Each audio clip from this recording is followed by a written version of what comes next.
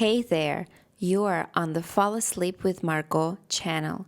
Get comfortable and please write the name of your city or country in the comments. This will really help the channel grow. Thank you. And we go on. Our topic today seems simple: gifts. Do you think choosing a gift is difficult? A friend's birthday, an aunt's anniversary, a colleague's wedding. We expend so much effort, weighing options, looking for something special. What if this task literally became a matter of life? And reputation? It's not an exaggeration, but the harshest reality. Imagine you've traveled not to the fairy tale Middle Ages of tournaments and castles, but to its mundane reality, and you need to give a gift, not for formality's sake, not for Instagram, but because it's necessary. It's the custom.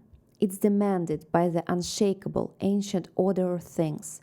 Welcome to a world where gift giving was a language, spoken by kings and peasants, knights and monks. In the Middle Ages, a gift wasn't an "oh, I remembered you." It was a contract, a signal, a political move, sometimes a direct threat. A gift could save your career or drown you, literally. Imagine you are living somewhere around 1250. You are not a citizen of a state. You are a person in a web of relationships. You have a lord, neighbors, the church, the town community, relatives, vassals, creditors, debtors. And with almost all these people, you are bound not by paper contracts, few, expensive, and not always reliable, but by reputation and rituals. And the most important ritual was the exchange of gifts. So you wake up in the morning and realize, today you must give. Not because it's a holiday, but because that's how the world works. If you don't give, you will be considered ungrateful, weak, unreliable. Give the wrong thing, you will offend. Give something too much, you'll put the person in a humiliating position because they won't be able to reciprocate, and conflict will begin. So let's figure it out calmly, without haste. And so it doesn't feel like we are fantasizing, let's agree right away. I will rely on chronicles, records of household expenses, urban customs, and how historians explain this system. Perhaps we should start with the main point. In the Middle Ages, a gift wasn't perceived as a closed deal. Our logic is simple. You gave, you're free. At most you expect a smile or thank you. There, it was the opposite. A gift was the opening of a deal. It was like starting a mechanism of obligations. You were saying, now there is a bond between us. And this bond didn't disappear on its own. It demanded continuation. That's why two things were so important in medieval culture: to accept a gift and to respond to it. And accepting wasn't just taken in hand, but a public acknowledgement. And responding wasn't to avoid shame, but to avoid becoming a debtor, weak and dependent. There is a classic idea loved by historians and anthropologists: a gift is never free. The most famous researcher here is Marcel Mauss, who wrote about the obligation to give in traditional societies. Medieval Europe is almost a textbook on this topic. 3 iron rules applied there. First rule: you are obliged to give, otherwise you fall out of the network. Second rule: you are obliged to accept, otherwise you insult. And third rule: you are obliged to reciprocate, otherwise you are a debtor and a weakling. The French historian Georges Dabu described this as cycles of gift exchange that held society together, no worse than loss. But why was refusing a gift almost a declaration of war? There is a very telling story from the chronicles often cited because it's illustrative. 1127, Flanders. Count Charles the Good is killed. A power struggle begins, and Clement William Clito arrives in Bruges. The townspeople greet him not with speeches in the modern sense, but with a gift, golden spurs. And if you're thinking, well, beautiful, rich, for them it was a direct. And if you're thinking, well, beautiful, rich, for them it was a direct statement. Spurs in knightly culture were a sign of status, a sign of the right to be a military leader. That is, with this gesture, the townspeople were saying, "We recognize you as our lord and protector." And William, by accepting the spurs, responded, "I accept your loyalty and undertake the obligation to protect you." And this wasn't just a ceremony, it was a political contract, only without paper. And here is an important point.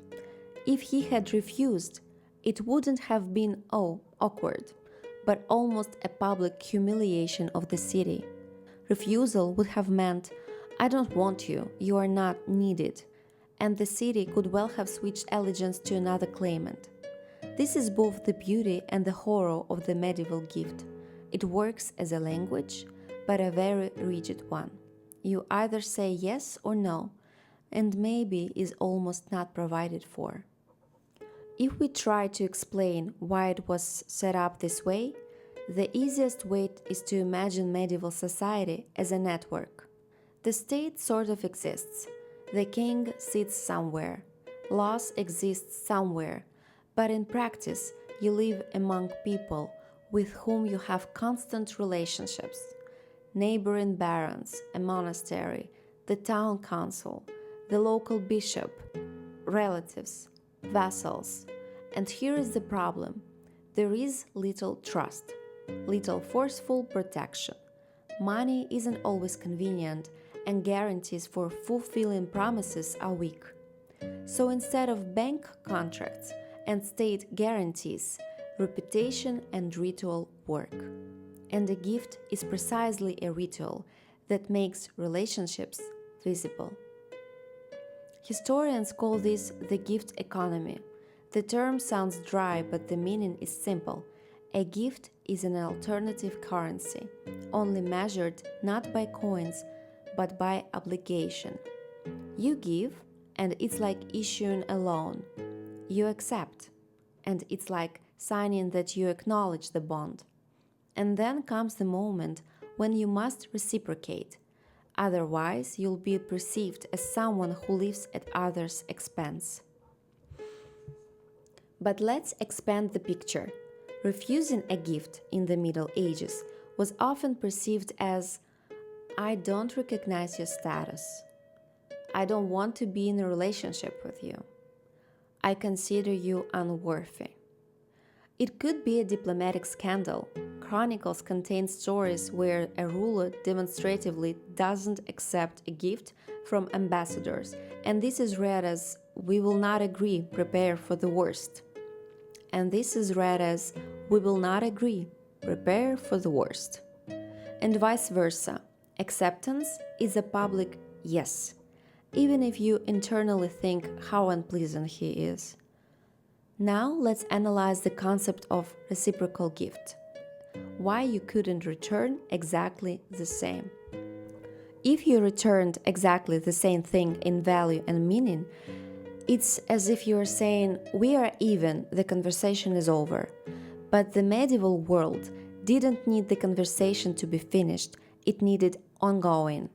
Therefore, the reciprocal gift was often made either slightly more valuable or more significant symbolically. This maintained the relationship. Roughly speaking, you don't close the debt, you maintain a chain of mutual obligations. Therefore, the reciprocal gift often had to be either slightly more, showing generosity and strength, or more symbolic, showing intelligence and status, or delayed, showing that the bond lasts. And yes, it could be agonizing. You receive a gift and you start thinking and guessing what it means. Imagine what constant stress this was. You're given a hunting dog, beautiful, purebred, and you seem happy, but at the same time, calculation starts in your head. What does he mean by this?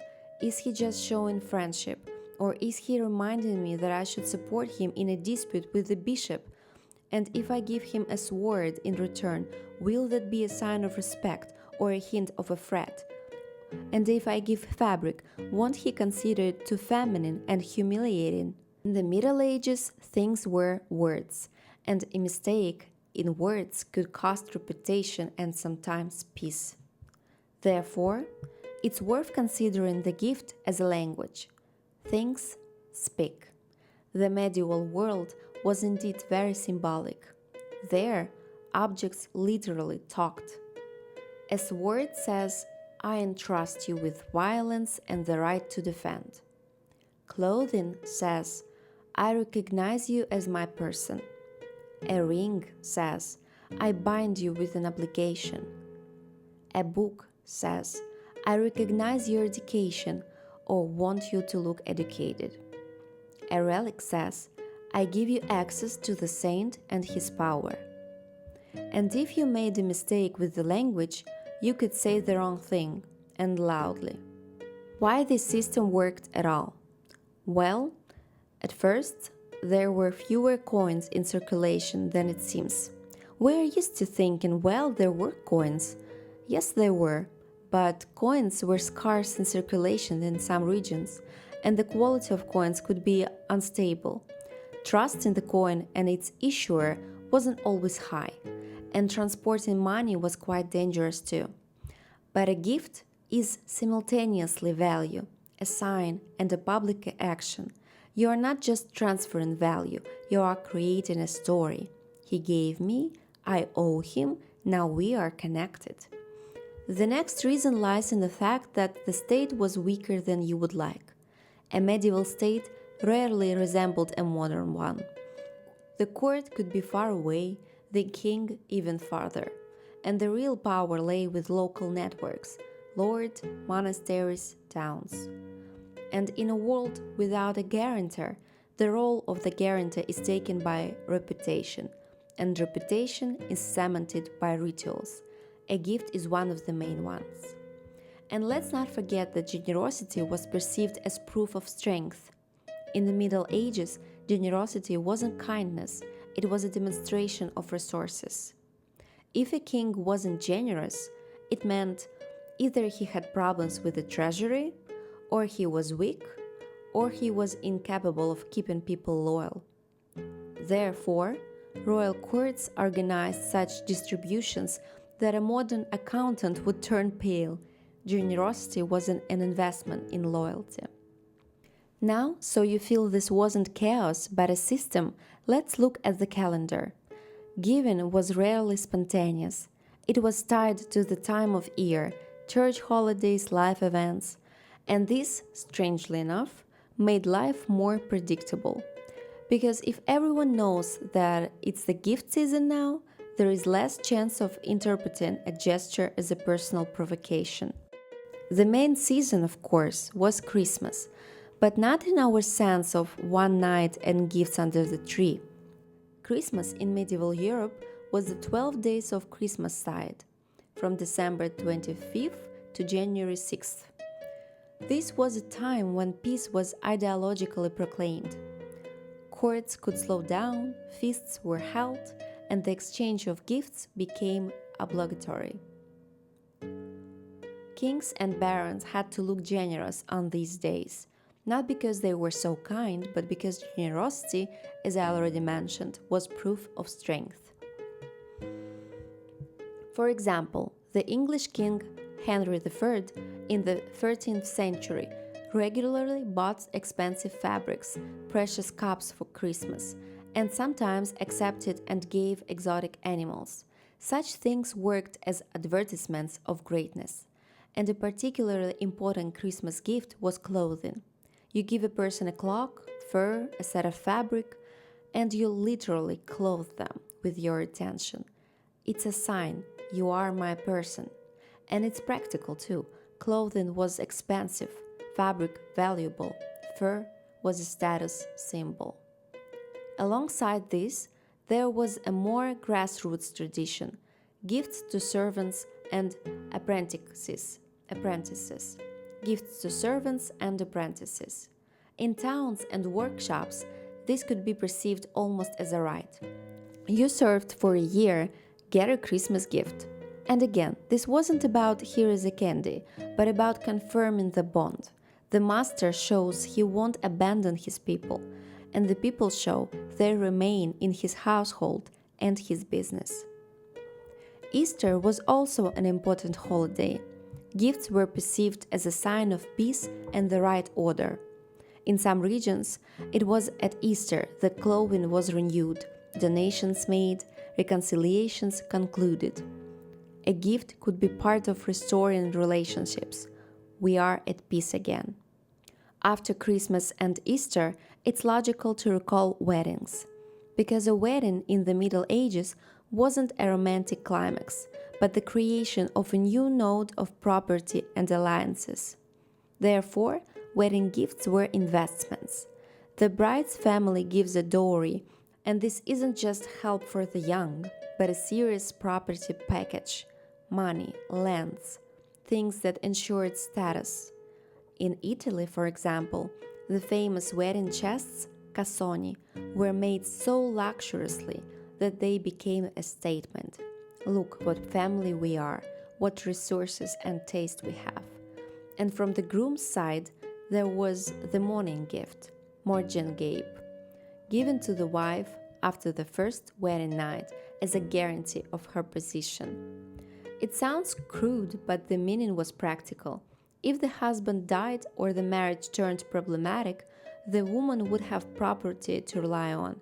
This wasn't romance, it was insurance. Guests also gave gifts, but here a problem arose.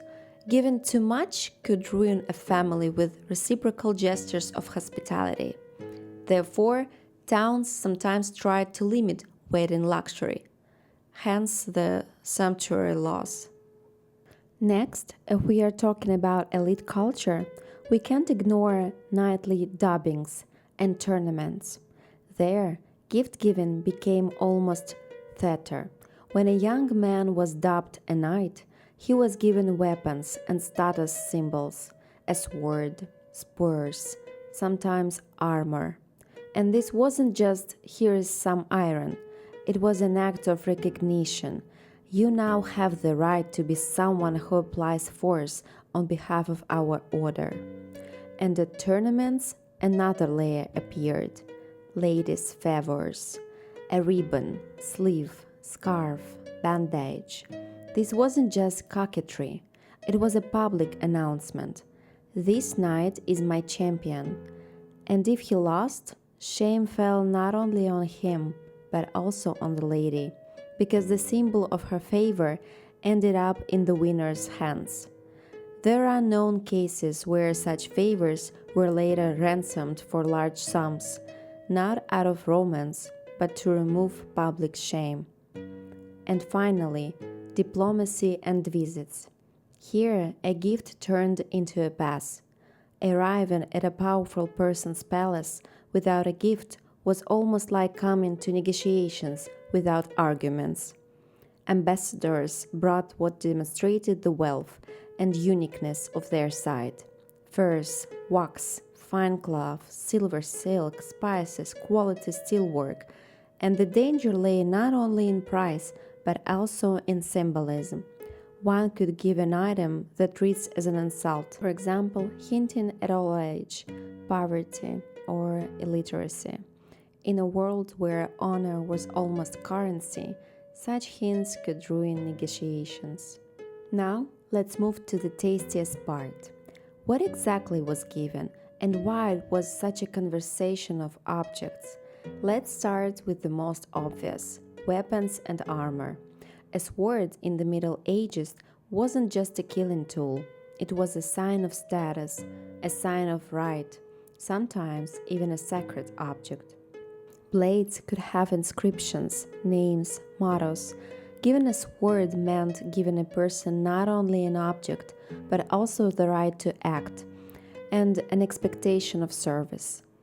Chainmail or good armor was essentially a gift of life because you made a person more protected.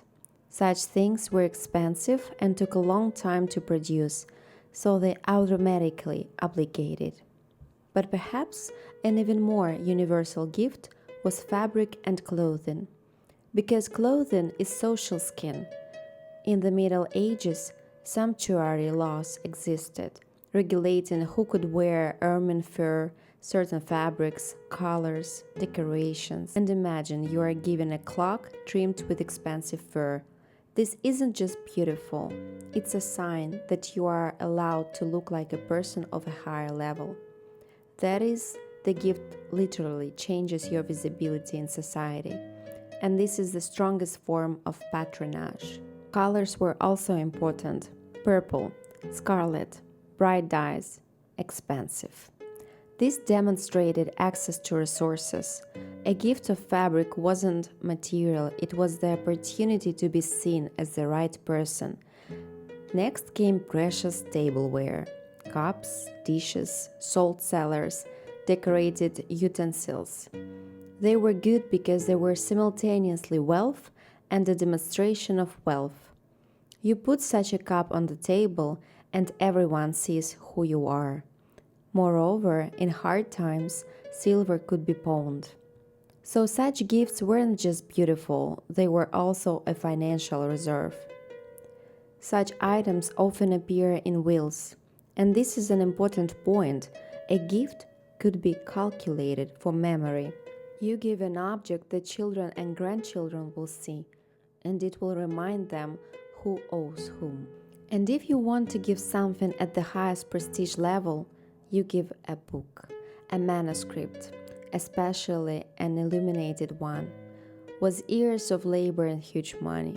Parchment expensive, paints expensive, the work of a scribe and miniaturist, highly skilled labor. A book of hours or psalter as a gift wasn't just read this. It was I care for your soul. I recognize your status. And sometimes also I want you to remember me every day. Because such books could depict the donor himself, praying next to the saint. It was like embedding yourself into the recipient's religious life. Even higher in impact, relics. Here, medieval logic of currency of sanctity kicks in. A relic isn't just an object, it's access to a saint, meaning pilgrims, donations, prestige, political influence. A town with a powerful shrine becomes a center of attraction. Therefore, relics were given, exchanged, obtained, sometimes very dubiously. And yes, there was a black market, and already in the Middle Ages, people joked that there were too many nails from the true cross. But in a political sense, a gift of a relic was a grand move. You are saying, I share holiness, and that in their system of coordinates was more powerful than gold. If you want to create a wow effect, you give exotic things, animals, rare birds, curiosities. Falcons, especially rare northern ones, were a royal gift. Spices, pepper, cinnamon, saffron were considered almost treasure, listed in property inventories alongside silver. Sugar in hats was expensive and status defining. Such a gift says, I have access to distant markets, I have connections, I have resources. And in diplomacy, this works as a demonstration of strength without an army. Falcons, especially rare ones, an elite gift. Falconry, a status practice. Giving a falcon was like giving a modern person a very expensive toy that simultaneously showed class. But the most interesting part begins where the gift becomes immaterial. Because you can give not an object, but status. You can give an office. You can give the right to collect income. You can give a pardon. You can give a title. That is, you give a person not an object, but a new social reality. And this is the most dangerous and most powerful type of gift because it restructures life. These are the gifts you can't put on the table, but they decide fates. And here it's important to understand a gift could be not only a way to befriend, but also a way to dominate. For example, an overly expensive gift could be a trap. You accept it and find yourself in debt you can't repay. It's almost soft subjugation. You are not beaten, you are bought with obligation. And sometimes a gift could have a poisonous hint. Giving a book to an illiterate person, to humiliate. Giving an item not befitting status, to set them up under sumptuary laws. Giving something inappropriate, to put a person in an awkward position in front of everyone. The medieval court lived on such microsignals. Who was given a seat closer to the king? Who was given more expensive fabric? Who was given a cup? And who? Nothing. This was politics in its pure form, expressed through objects. It's important to understand this wasn't a game only for the elite. Yes, kings had gold and leopards, but ordinary people also had a gift system. In the peasant world, gift giving was often related to holidays, mutual aid, community work, relations with the local priest or lord. A gift could be food, part of the harvest, a service. This also created obligations. You helped me, I'll help you. Now let's turn our gaze to the church. Medieval religiosity was very practical. People really thought of the afterlife as a system where one could earn merit, atone, secure prayers for oneself. Hence, gifts to monasteries, founding of altars, ordering masses, wills with donations. And so we gradually approach the question, why did this system start to crumble? Because it really did crumble, especially by the 15th, 16th centuries. And it crumbled not because people suddenly became kinder or more modern, but because the tools of governance changed. First, the monetary economy strengthened. More money, growing trade, more stable financial practices, credit, banking houses appeared. Where obligation was once held by a gift, now it could be formalized with a promissory note or contract, and this started to work more reliably than symbolic gestures. Second, the state strengthened. Kings created bureaucracy, permanent taxes, permanent armies. Loyalty was increasingly bought not with a cloak and cup, but with salary, pension, an office with a fixed income. The gift remained, but it became part of court culture, not the foundation of the entire political system. Third, the Reformation and religious conflicts hit the sacred part of gifts. If part of society declared relics and indulgences a fraud, then the currency of sanctity devalued, and with it the meaning of many donations and gifts to the church changed. And finally, urban culture grew with more pragmatism and calculation.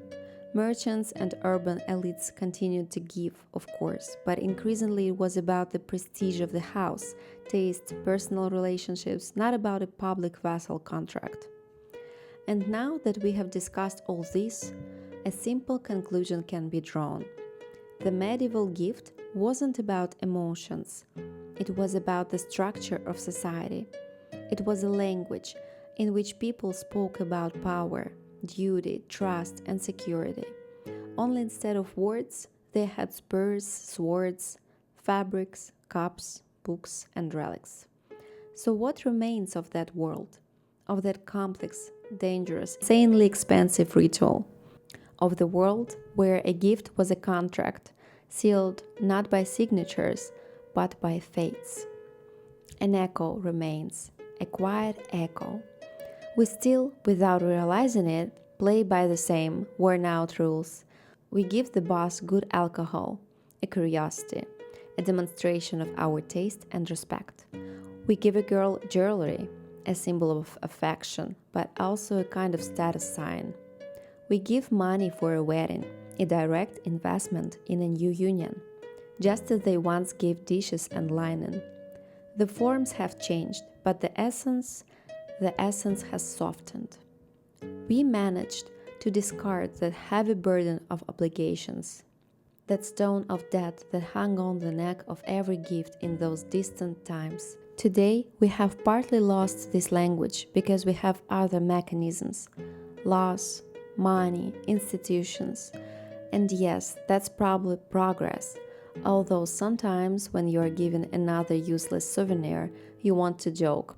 A bag of pepper or the right to collect tolls from a bridge, that would be a gift in the medieval style. If this journey into the logic of another time was interesting for you, let me know with a classic 21st century gesture of respect, a like and a comment. Write sometime if you want. Which medieval gift surprised or horrified you the most? And of course, subscribe. There are many stories ahead from times when life was more complicated, but no less interesting to study. Sweet dreams. Until next time.